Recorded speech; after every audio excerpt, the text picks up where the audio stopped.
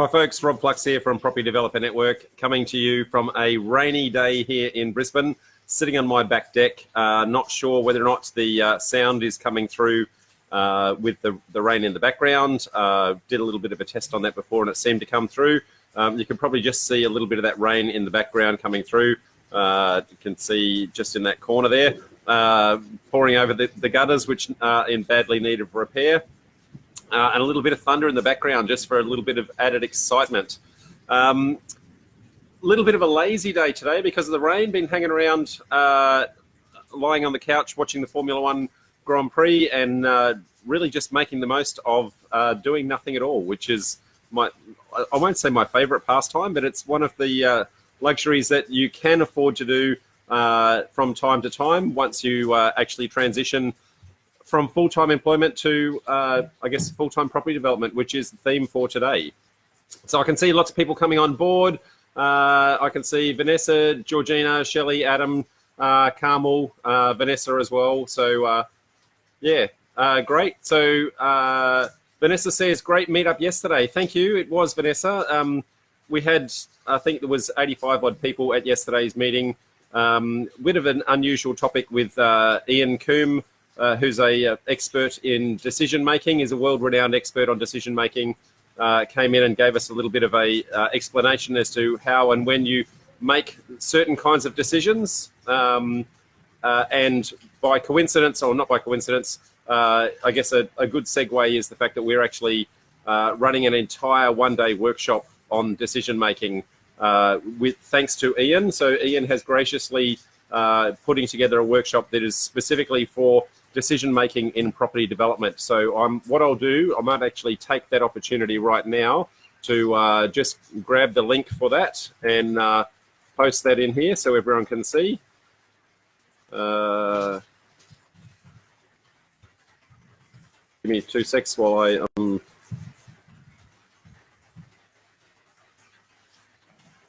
I'm terrible at multitasking.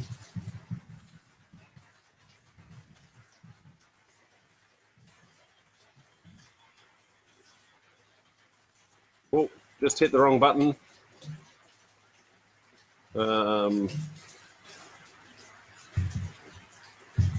Okay, sorry about that, folks.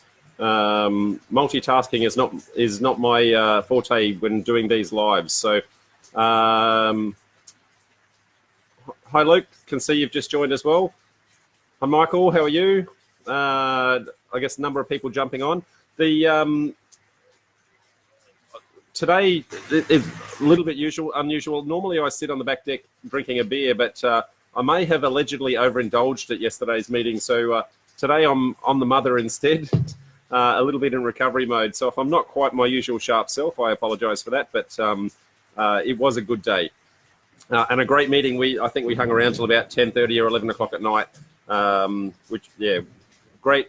And I love the after meetings at our meetings, which is really the social aspect of how and why we run these events.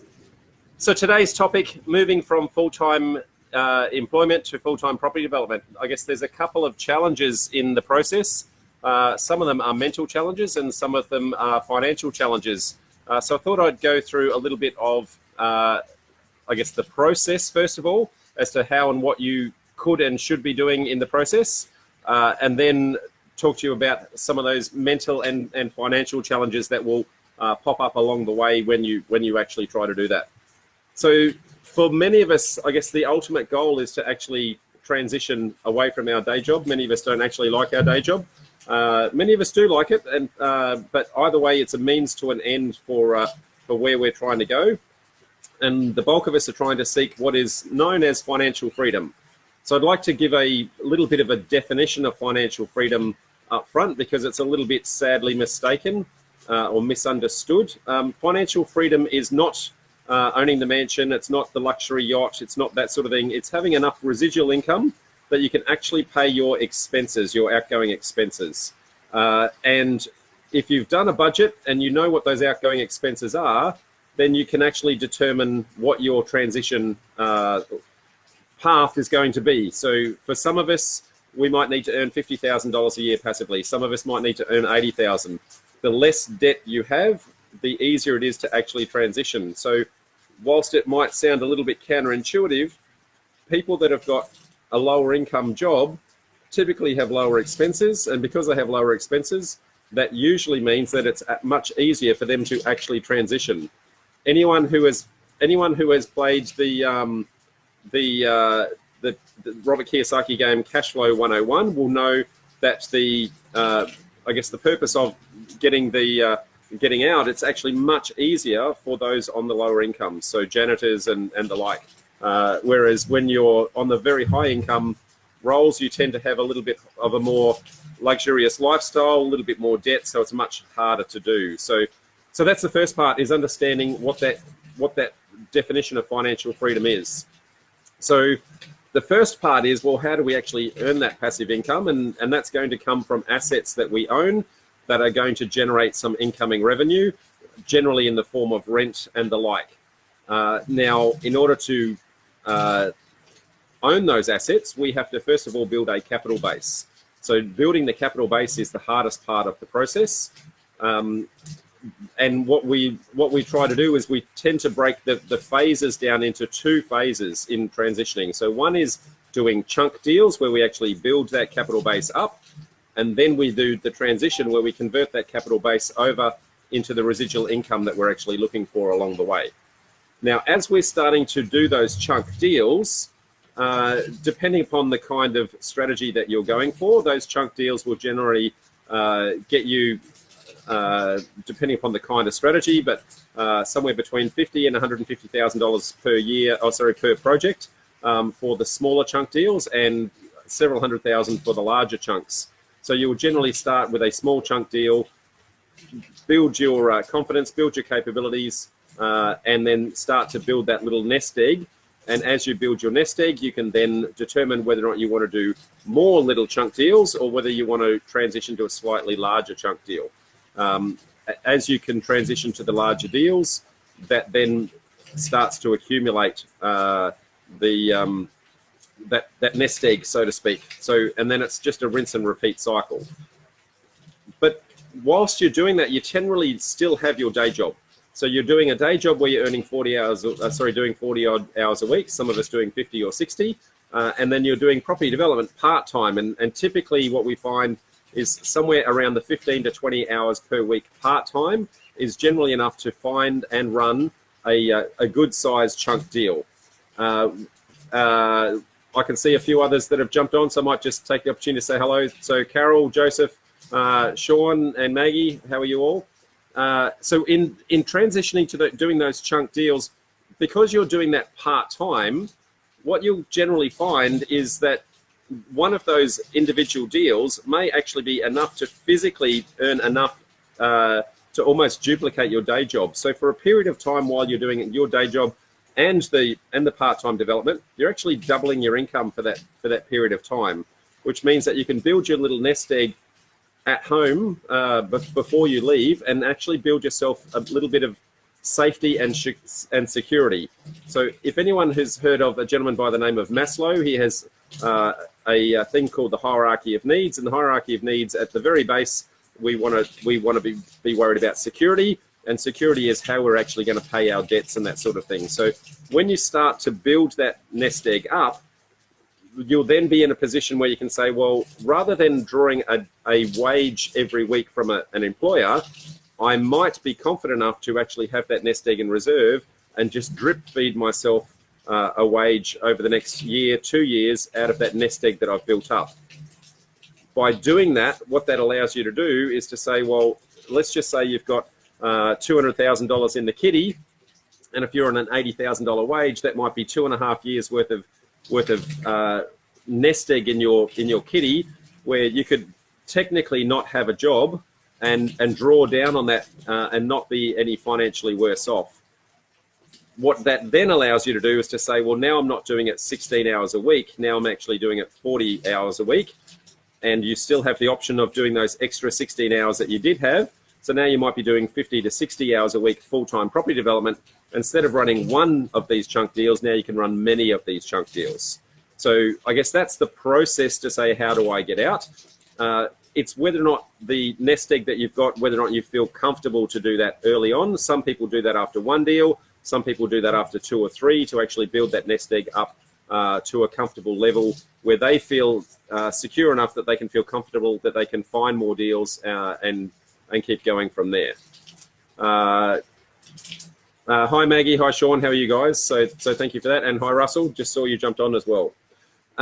So from once you're in that position where you feel comfortable to do that transition, you're then in a position to say, well, now I have to actually change my mindset to say, well, I'm not on a wage per se, and whilst I have a nest egg that is actually sitting there, you might have $200,000 or $300,000 sitting in that kitty, but you don't want to go and lash out and spend it all in one hit. You need to actually have discipline, understand what your budget is, and only drip feed that for those essential bills and the like along the way, whilst you actually build that confidence. I can see a question here from Vanessa. How many deals at the same time? Well, Vanessa, that really comes down to how many deals you can find. The hardest part is actually finding the deal, not necessarily running the deal. So the more time you can put into the finding of the deals, the better. I think personally, if you're doing it full time and if that's the only thing that you're doing, being able to run 3 to 4 deals at a time is relatively easy. The hard part is actually trying to find those. I would say that I have the capacity to run 6 or 7 deals at a time, but I would not want to do that because I'm actually enjoying my lifestyle. So I tend to run only 2 or 3. That gives me a little bit of income stream, but also allows me to then do other things that actually follow my passion. And that is the whole purpose, I guess, for wanting to be in this retired state, is to follow our passions and be able to do the things that give us choices to do whatever we would like to do. Vanessa's got another question.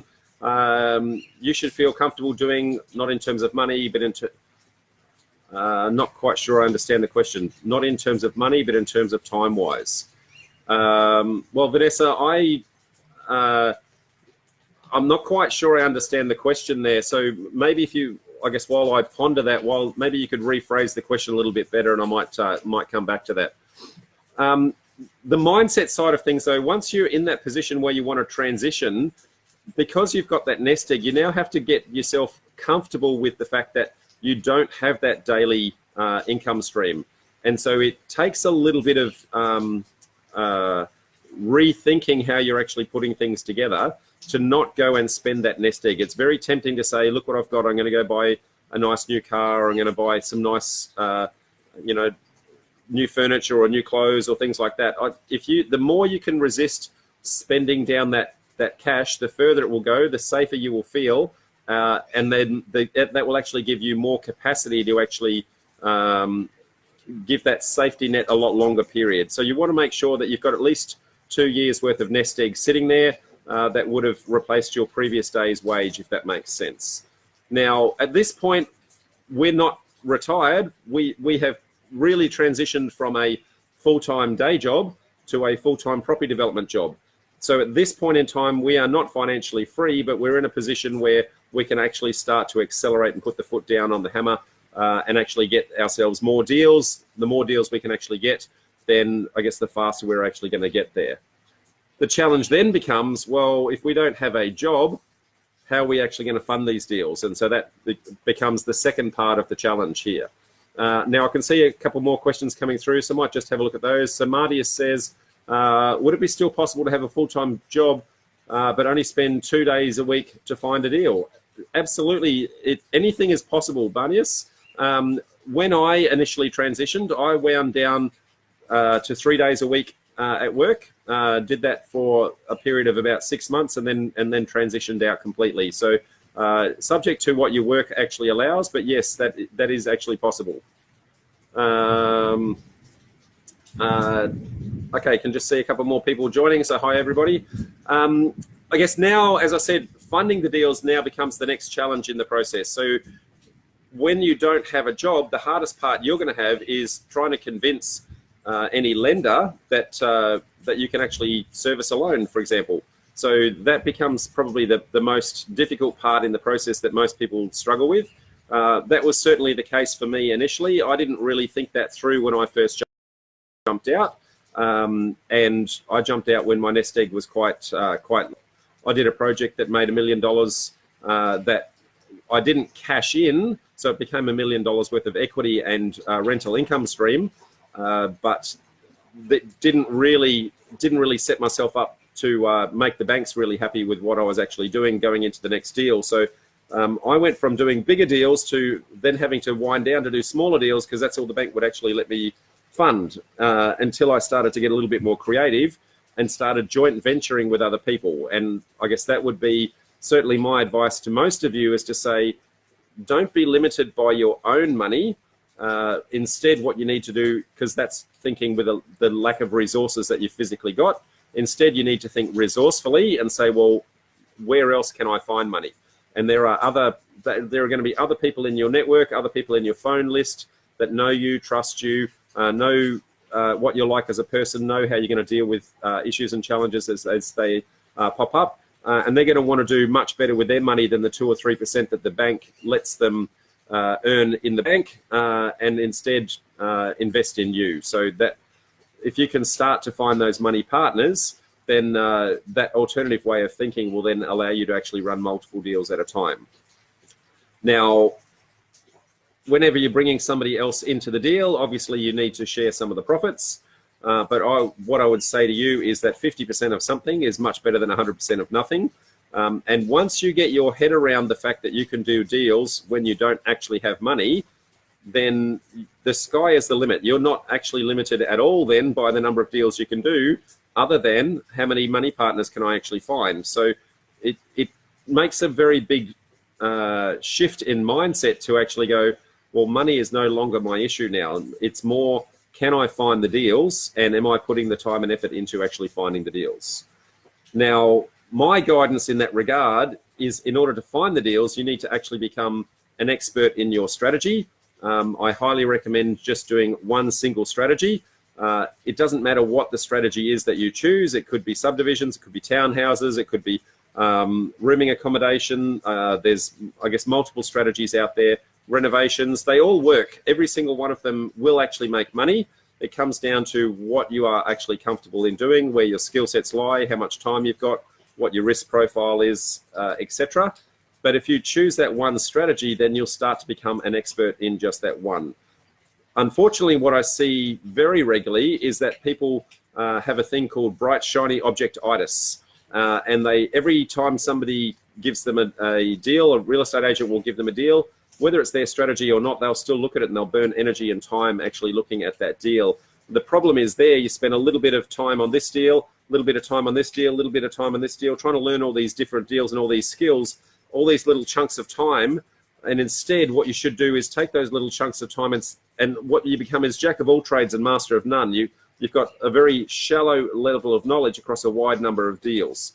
Instead, what I suggest that you do is just do one strategy, and you put that same amount of effort and you put it vertically, and then you start stacking it down and you say, well, I'm actually going to become very narrow in my strategy and very deep in my knowledge. Okay, so the same amount of effort is actually going to make you an expert in that strategy. So you'll know exactly what sort of numbers that you'll be expecting when you're putting together a feasibility, etc.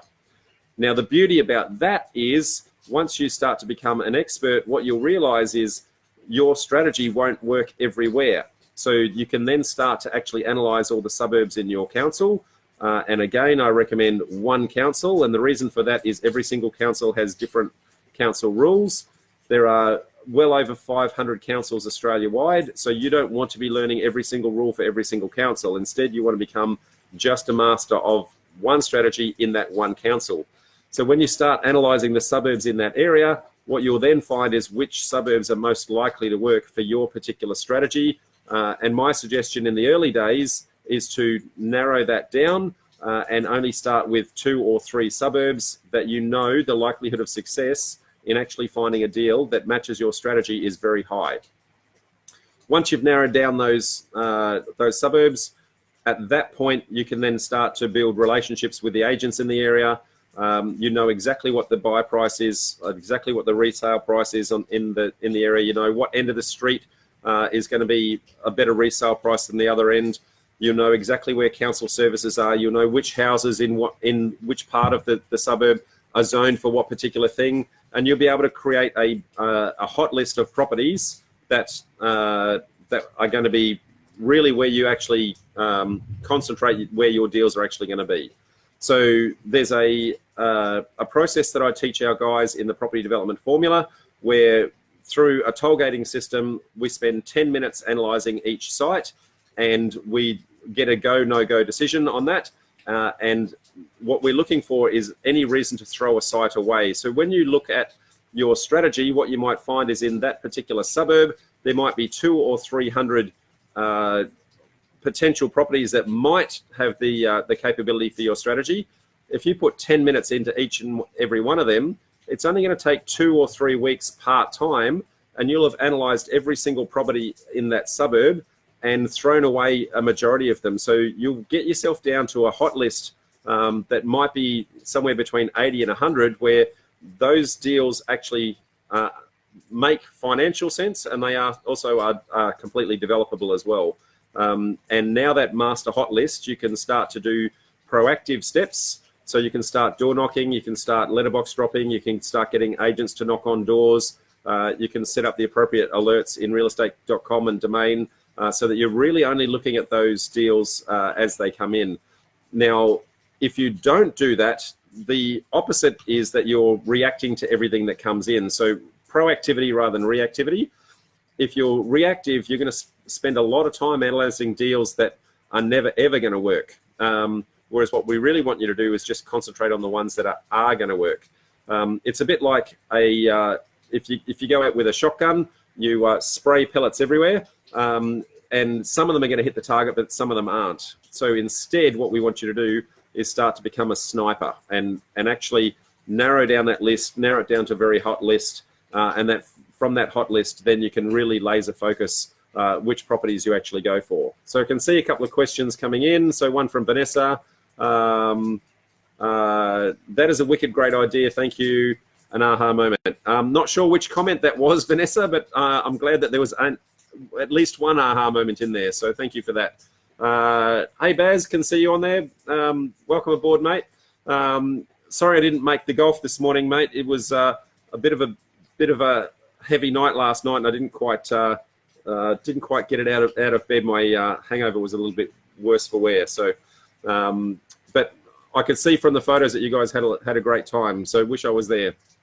So I guess at this point we're 22 minutes in. I'm looking out to the crowd to see, are there any specific questions that you'd like me to answer on the topic as to how to actually transition across?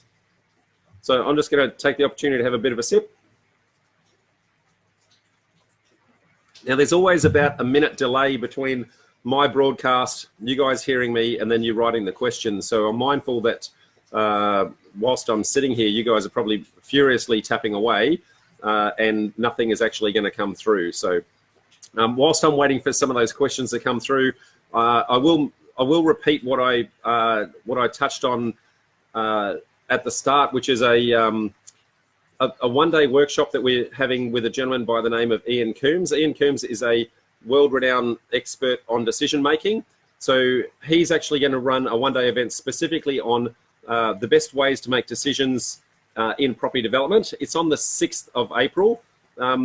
He has developed he's developed two things. One is called his Wicked Power Formula, which is the best ways to actually make decisions. And he's also developed a thing called the decision quotient. So many of us have heard of IQ, which is intelligence quotient, or EQ, which is the emotions quotient. So DQ is your decision-making quotient. So what are the things that we tend to do and our biases that we tend to go into our decision-making with? And some of the things that he deals with in that Wicked Power process is understanding what those biases are. We all have a bias in some way, shape or form, and he gets you to actually step outside of yourself and look at the problem in a slightly different way. Now, I said he was a world-renowned expert on decision-making. He actually, when he developed this Wicked Power process, he was in the military, spent 20-odd years in the military at the HQ in the Army. And when he presented that to them, they actually wanted to classify that process as above top secret. So it took him quite some time to fight with the Army to actually allow that to be public, but he's now putting that together specifically for us. So how to make winning decisions for successful property development. So 6th of April, early bird tickets are $200 if you get in before the 23rd of March. Otherwise, it's $250. So I did put the link to that in earlier on. So any questions coming through? So Vanessa says, yes, Lightbulb, yes, whole suburb, only one. I'm going to say 3 suburbs, but yes, 3 suburbs is what you should actually become an expert in. So Tim has asked, how can commercial lending help make the transition? So that's a fantastic question, Tim. Commercial lending, and I'll just explain the difference between residential and commercial first for a little bit of background for everybody else. Residential lending is what most of us are used to when we tend to buy investment properties. So that's when the bank is really looking at your income stream and any rent that's going to be generated from that property. And generally they will do that in a position where you would have a 20% deposit or what they call an 80% loan to value ratio. And they look at the income stream that you've got both in your day job and the rent that's coming through to say whether or not you can actually afford to service the loan. When you go to commercial, they treat it completely different. What they do is they actually look at the deal itself and less. So whilst they don't completely exclude your income stream, they look at the deal primarily. And what they will then do is what is the likelihood of success of the deal? How much is the profit margin in the deal? They will generally want you to have a higher deposit. So typically it's going to be 30% loan to value ratio, or sorry, 30% deposit. So a 70% loan to value ratio. But instead what they allow you to do is they capitalize the interest, which means the interest that you would charge every single month, instead of paying interest every month, they actually tack that onto the back end of the project. And you don't pay it as you go, but instead you fund that at the end of the project when you actually sell down your finished stock. So they care about the project in its own right and your exit strategies that you've defined, and also your experience in running similar deals. So as you get to doing commercial deals, then your income stream becomes less and less of an issue. And I would highly recommend that we try to transition more to that commercial space earlier so we can actually get some runs on the board.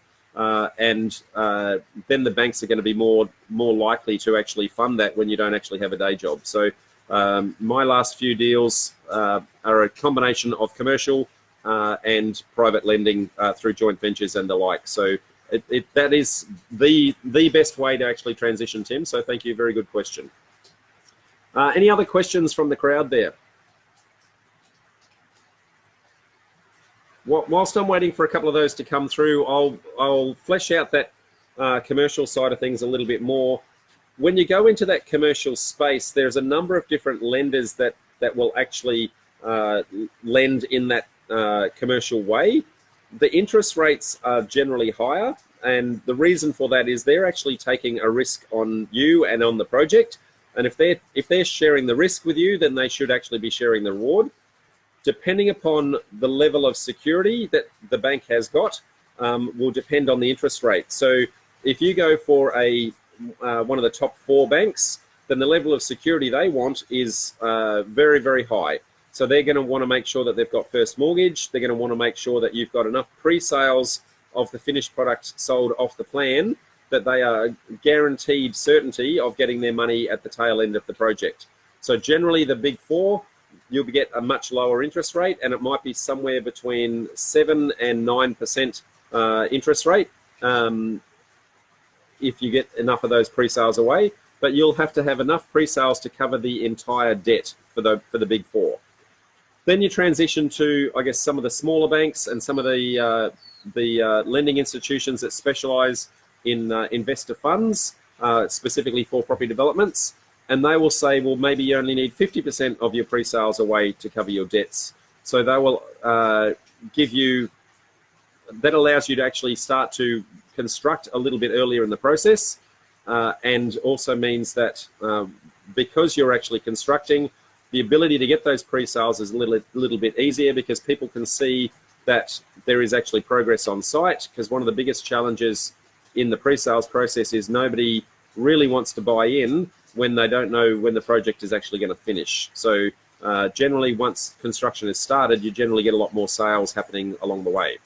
So then those guys might lend anywhere between the 9 and 15% mark.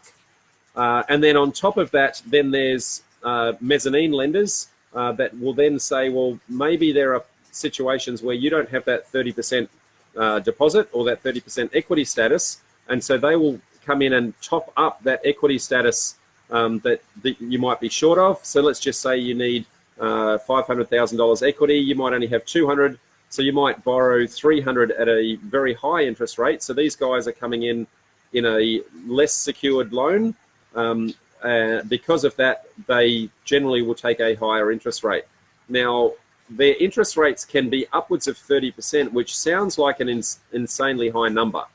But what I would encourage you to do is actually do your feasibility based on that. And because it's a high number on a very small figure, and it's only for a small amount of time, when you actually blend that out because you might have the mezzanine lender for that deposit, and then you might have the tier 1 lender for the bulk of it. So when you actually blend that across, it actually doesn't work out too expensive generally. And they know exactly how that process works.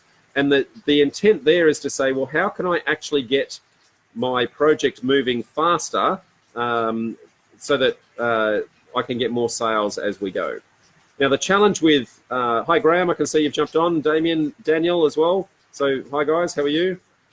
I guess the intention there with the pre-sale side of things is the challenge with the pre-sale is when people are trying to buy it, they're trusting you that the specifications you've given them, the renders that you might have put together for the package, they're really only seeing lines on a page. So it's very hard for them to imagine. They can't go through a home open. So they're trying to imagine what this is going to look like finished. So generally, the pre-sales price that you'll get is going to be a little bit lower than what you would get if it was a finished product. So when the bank says, hey, I want all these pre-sales, you're effectively discounting your sales income in order to secure that pre-sale along the way.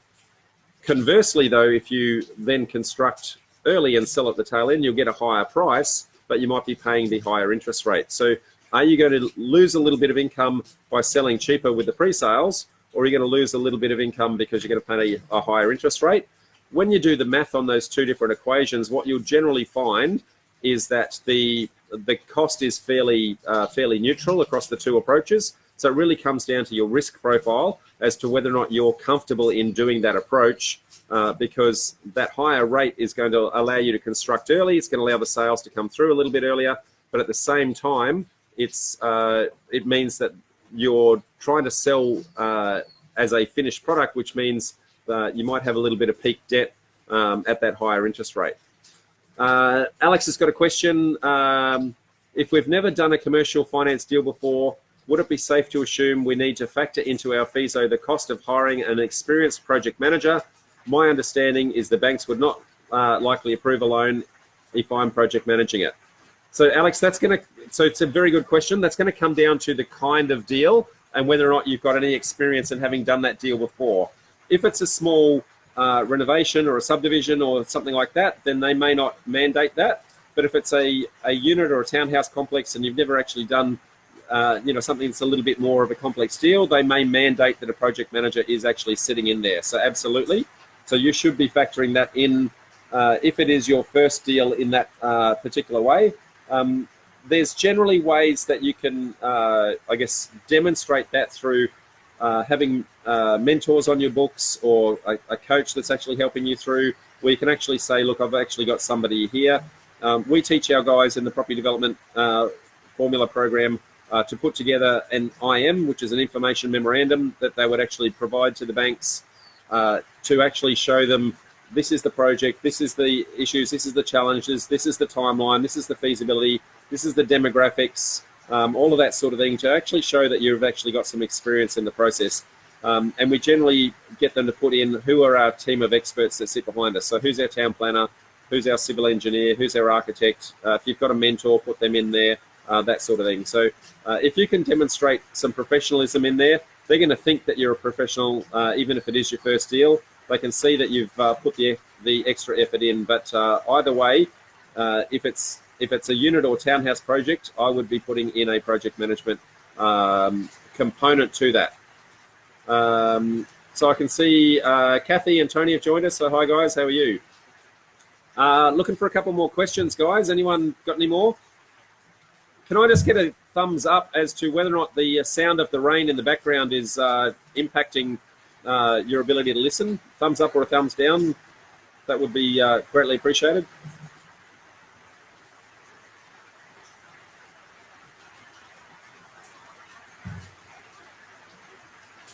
Any specific questions on, I guess, transitioning from employment to from full-time property development, guys? That's really the topic for the day. So any questions there? I can see a few thumbs up, so I'm going to assume that that's coming through loud and strong. So that's good.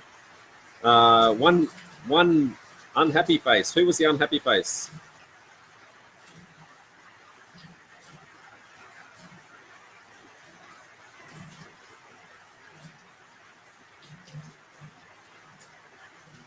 Any questions, guys? Oh, I can see a couple of things coming through, so give me 2 secs.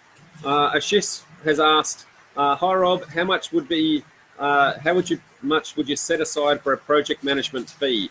That's a good question, Ashish. There's a couple of different ways that you can actually do that. So firstly, it's important to know that every state that you're in actually has different legislation around what the qualifications of that project manager needs to be. So you need to ensure that, firstly, that person is appropriately qualified in that regard. Now, I'm going to say Queensland is probably the most anal retentive in that regard. And for a project management, someone to be certified from the project management perspective, they need to either be a licensed architect, or B, they need to be a licensed builder in order to actually do that project management. So you need to find someone that is capable of that. Now, if you're going to be doing constructing anyway, then you may actually talk to your builder and actually get them to, I guess, provide a project manager as part of the process. Now, having a project manager on the builder's side is a little bit counterintuitive in that he's going to be looking after his regards, so you might try to go out to the open market to find that as well. Generally, project managers will charge in 3 particular ways. So one will be that they'll do a percentage of costs of the project, and generally that's going to be somewhere between 2% of costs to 5% of costs. Alternatively, they might charge milestone payments. So when you get to X stage in the project, they'll charge a milestone fixed fee. Or thirdly, they might actually take a profit split position in the deal. So if you're within communities like we're in the Property Developer Network, then there's going to be guys in there that have actually got the experience and that sort of thing. They may want to be doing that in a profit split type arrangement. In that situation, it really comes down to how much skin have they got in the game and how much you're willing to give away. So that's a negotiation process. But if you're paying a professional project manager, I'm going to say somewhere between 2 and 5% of the costs of the project. Okay, other questions? Hi Siobhan, how are you? Vanessa asks, would you look at cash flow deals to help? Absolutely. So the ultimate goal, Vanessa, is cash flow at the end. So the tricky part will be if you're going for a cash flow deal too early, you'll actually start to tie up that capital that you're building. So it's a balance between having enough cash flow in the bank to have the security to say, well, I can actually afford to do this for 2 or 3 years in case I don't get a deal, because some of your deals might actually take 2 years to come through. So it's a balance between that and having an income stream as well. Now, if you go for a cash flow deal, it's going to be quite rare that you're going to get a cash flow deal that is going to replace your wage on day one. So you're going to need 3 or 4 of those cash flow deals. So that generally will chew up your capital very quickly. So I'm going to say, yes, it does help, but look at your cash reserves first. You should never go into a cash flow deal too early and burn up that cash pot that you've got sitting there. Otherwise, you'll never actually get to do the project that you need to along the way. Sorry, I'm just having a little bit of problems with scrolling. So Tim says, thanks for that, Rob. That could easily be a topic on its own. Which topic was that, Tim? I didn't quite pick up what comment you were referencing there because of the delay. Daniel says, when did you decide it was time? Did you have enough money to support yourself, etc., or just the drive and the went for it? Daniel, was a combination of scenarios for me, to be honest. Yes, I absolutely had the drive, and I absolutely wanted to go for it. But for those of you who know my story, I had a little bit of a medical condition in the transition process that delayed my kickstart, and the medical condition with some challenges with my back and some surgeries I had there meant that I was actually forced to go part-time because I physically couldn't put a lot of capacity in. So I was in a position where I had no choice but to go for it because my day job was getting to a point where it wasn't going to be generating income based on that medical condition if I didn't do something about it. So for me, it was a combination of being forced into the position and having the drive to actually do that, which is why at the time I hadn't really planned those cash reserves well enough the first time round. So I'm trying to give you some guidance, learning from the issues and challenges that I had early in the piece. So I hope that helps. I'm not sure what's going on here, guys, but my laptop is just not scrolling. I can see that there are comments there, but for some reason they're not coming through. Hi, Jason. How are you, mate? I can see you've just jumped on. Vanessa says, great, thank you. Tim says, commercial lending. Is that a statement or a question there, Tim? I didn't quite catch that.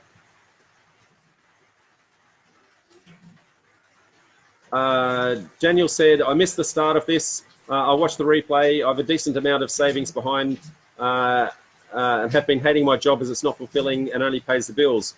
Property has been good to me and I feel I'm on the fence going full time. So what's on? So yes, I get all of that, Daniel. So my guidance, as I said, and I have covered this right at the start, make sure that the nest egg that you've actually got sitting in your pot is enough to actually sustain you over 2 or 3 years of drawdowns in order to replace your wage. If you don't have that, typically property development is one of those things where it's a very negative cash flow situation. So money leaves your all the way through. The only time you actually get paid is at the end of the deal. So if you don't have those cash reserves there, then you may find yourself in a tight spot. So make sure that you've got enough cash reserves to cover both the project that you've got on the books and also enough to replace your wage before you decide. So some people that's 1 deal, some people that's 2 or 3 deals, but build that nest egg up.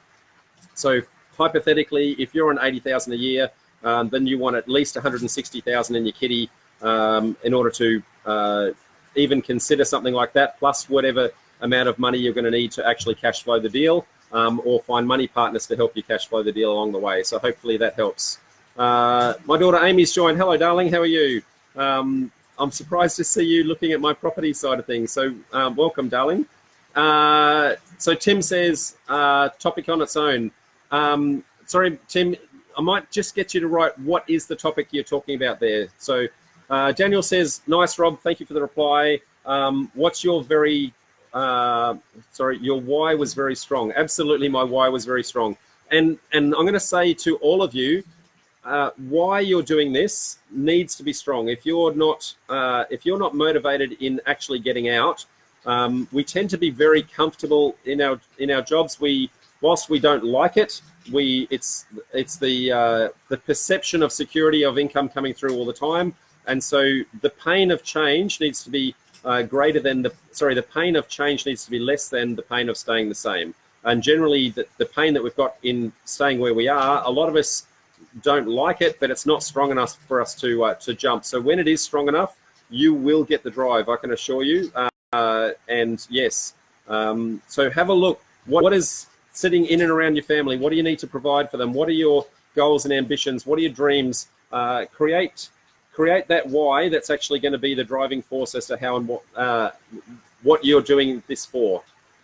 Ashish says, what was your biggest challenge while transitioning and how did you overcome it, apart from lending that you mentioned? The biggest challenge, Ashish, as I said, I was actually going through some medical issues at the time, a number of surgeries. So it was trying to actually balance keeping the projects that I had going and generating cash flow and generating my next deals along the way and convincing the bank that I actually had the money. So it was a combination of about 4 things all tied together, and not one of them in isolation was the biggest, but I'd say the combined impact of all of that was massive. So took a little bit of a mental toll, but once you get your head around the fact that I guess the situation you're in is just the facts of life, okay? You are where you are because something has happened, but it's what the meaning is that you place behind that as to how that's actually going to be your driving force. I could have easily had those same facts and decided to curl up in the fetal position, or instead I could do what I did and use that as the driving force to actually push me out. So everyone's going to deal with that slightly differently, but I would say use it to motivate you to drive forward. Yeah, but yeah, my nest egg wasn't big enough initially, Ashish. That's probably, I guess, the second part to that process. So now I can't see any more questions coming in, guys, but I'm just going to take a sip because I know that there are delays in the process. So we're about 46 minutes in. So here's a question. Would you change anything in the transition? No, Dave, I wouldn't change a thing, mate. I'm going to say I'm a better and stronger person because of how it happened. I wouldn't be where I am now. I wouldn't be running the network that I'm running. I wouldn't be in the position that I had unless I overcame those obstacles, unless I got that driving force. So no, I would not change. Could I have done it easier? Absolutely. But I don't think that the easiness would have made me as successful as I am. It was actually overcoming the obstacles that has empowered me to know that I can do anything that I set my mind to. So no, absolutely would not. And I highly encourage every single one of you to say any obstacle that you've actually got should actually be your driving force to actually push forward. So and reinforce the why of why you're doing this and reward yourself along the way. So as I was saying before, it's about 47 minutes in. If I don't get a question or two come through in a moment, I might call it quits just for the day. That said, looking for more topics for the weeks coming up. Next week's topic, I'm just going to have a quick look. Next week's topic is going to be, I guess, ways to do no money down deals. So I guess gather some questions in and around that in the coming week. But I guess, have we got any final questions on this topic from transitioning from full-time employment to full-time property development?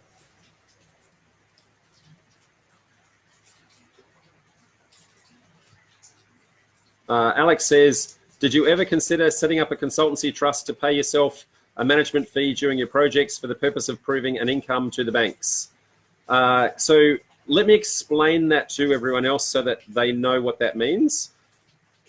That little nest egg that I was talking about before, there are ways to actually put that nest egg into an entity, a company or a trust or something along those lines.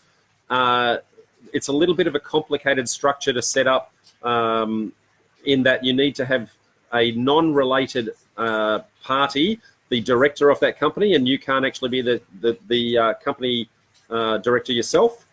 And so you could draw down a wage from that and look like a PAYG type employee. Now, there's some moral challenges around that. I guess from a legal perspective, I'm going to say it can actually be set up, no problem at all. There are plenty of people that do it. There are plenty of people that use it.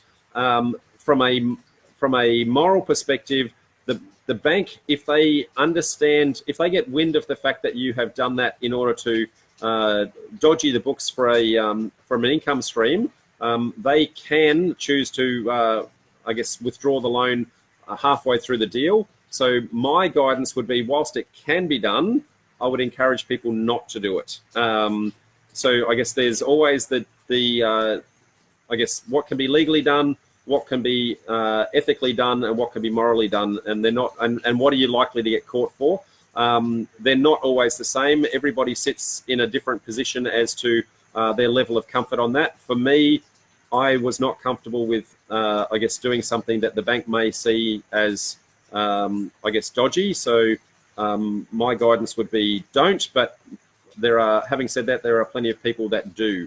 But if you are to do it, you need to make sure that it's done in such a way that there is an arm's length transaction between the director who is named and yourself, so that it can't actually be seen in any way, shape or form that you are actually physically controlling that entity.